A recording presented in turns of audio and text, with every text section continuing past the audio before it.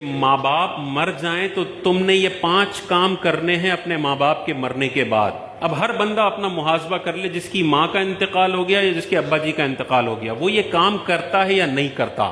اگر نہیں کرتا تو خدا را آج سے اپنی روٹین بنا لیں، یہ 5 کام کرنے ہیں۔ اور وہ کیا 5 کام ہیں؟ حضور نے ارشاد فرمایا الصلاۃ علیہما، اپنے والدین کے لیے رحمت کی دعا کرو۔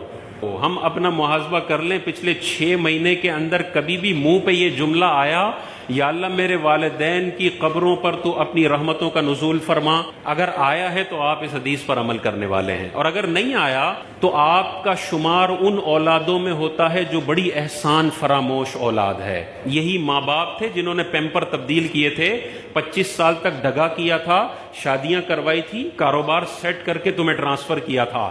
کچھ بھی نہ کیا ہو، ماں کا پیدا کرنا اتنا بڑا حق ہے کہ ساری زندگی بچہ ماں باپ کا استنجا صاف کرتا رہے تب بھی وہ حق پورا نہیں ہو سکتا۔ بعض بچے یہ بھی ہے نا، میرے ابا نے تو میرے لیے کچھ کیا ہی نہیں، نہ مجھے پڑھایا، نہ مجھے روٹی دی، نہ کچھ دیا۔ بھائی اس کا باپ ہونا اتنا بڑا اعزاز ہے کہ والدین نے تجھے ساری زندگی جوتے مارے ہوں پھر بھی تجھے یہ 5 کام کرنے ہیں، پھر بھی تجھے کبھی بھی اونچی آواز کا اختیار نہیں ہے۔ تو حضور نے ارشاد فرمایا الصلاۃ علیہما، دوسرا ارشاد فرمایا والاستغفار لہما، اپنے والدین کے لیے دعائے مغفرت کرے۔ تو دعائے رحمت کرنی ہے، یا اللہ میرے والدین کی قبر پر رحمتوں کا نزول فرما، یا اللہ میرے والدین کے صغیرہ کبیرہ گناہوں کو تو معاف فرما۔ تیسرا ارشاد فرمایا وَإِنفَاذُ عُهُودِهِمَا، اور جو ماں باپ نے اپنی زندگی میں وعدے کیے ہوئے ہیں، جو ایگریمنٹس کیے ہوئے ہیں، جو عہد کیے ہوئے ہیں، ان کو نافذ کرنا یہ بچوں کی ذمہ داری ہے۔ یہ تیسرا کام بتایا۔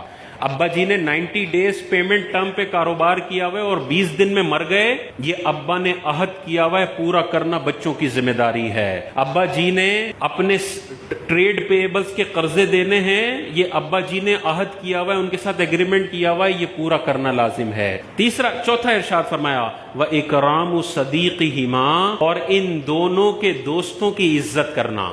والد صاحب کے دوست آ جائیں تو بدھو بن کے سیٹ پہ بیٹھے نہ رہو، بلکہ ابا جی کا جیسے کھڑے ہو کے ادب کرتے تھے، ابا جی کا فرینڈ آ گیا، چاہے سگریٹ پیتے ہیں، چاہے بے نمازی ہیں، کچھ بھی ہے، کھڑے ہو جاؤ، اپنی سیٹ ان کو دو۔ یہ عزت کرنے کا حکم ہے ابا جی کے دوستوں کی۔ تو ابا جی کے دوستوں کی عزت کرنے کا حکم ہے، تو ابا جی کے بھائی کی کتنی عزت کرنی ہے، ابا جی کے ابا جی کی کتنی عزت کرنی ہے، ابا جی کی بہنوں کی کتنی عزت کرنی ہے۔ اور 5واں یہی ارشاد فرمایا وَصِلَةُ الرَّحِمِ، اور ان رشتہ داروں کے ساتھ صلہ رحمی کرے جو اس کے ماں باپ کی وجہ سے اس کے رشتہ دار بنے ہیں۔ ماں باپ نہ ہوتے تو یہ رشتہ دار نہ ہوتے، تو اس میں چچا بھی آ گئے، پھپھو بھی آ گئے، خالہ بھی آ گئے، ماموں بھی آ گئے۔ ابا جی کا انتقال ہوا تو یہ نہیں ہے کہ بس چچا کو اب ان کے حال پہ چھوڑ دیا، پھپھو کو ان کے حال پہ چھوڑ دیا کہ اب یہ جانے، ابا جی جانے، ابا جی تو چلے گئے، ہمارا تو ان کے ساتھ کوئی خاص تعلق نہیں ہے۔ نہیں، میں نے اپنے رشتہ داروں سے رشتہ جوڑ کے رکھنا ہے۔ انگریزوں کا یہ کلچر ہے کہ انٹی کو آئے ہوئے 3 سال ہو گئے، انکل کو آئے ہوئے 5 سال ہو گئے، کبھی فون پہ بھی رابطہ نہیں ہوتا۔ ان کے تو انٹی انکل کا پتہ بھی نہیں ہوتا نا، بعض اوقات ابا کا ہی پتہ نہیں ہوتا۔ اسلامی کلچر ہے جو آپ کو کہتا ہے جڑ کے رہو، چچا سے بھی جڑو، خالہ سے بھی جڑو، ماموں سے بھی جڑو، پھپھو سے بھی جڑو، بھتیجے بھانجوں سے بھی جڑو، ہر ایک کی خبر گیری کرو، بے حس نہ بن جاؤ، خود غرض نہ بن جاؤ کہ مال ہے تو بس میرا ہے اور میرے بچوں کا ہے۔ پھر جب یہ بندہ محتاج ہوتا ہے تو اس کے رشتہ دار بھی بولتے ہیں جیسے تو نے خود غرضی کا مظاہرہ کیا تھا، آج ہمیں بھی تجھے دینے کے لیے صرف ایک پروڈکٹ ہے اور اس کا نام ہے خود غرضی۔ جو بندہ ساری زندگی خود غرض صرف اپنے اوپر مال خرچ کرنے والا بخیل انسان ہو، جب یہ اپنے بستر مرگ پر پڑا ہوتا ہے تو کوئی عیادت کرنے بھی نہیں آتا۔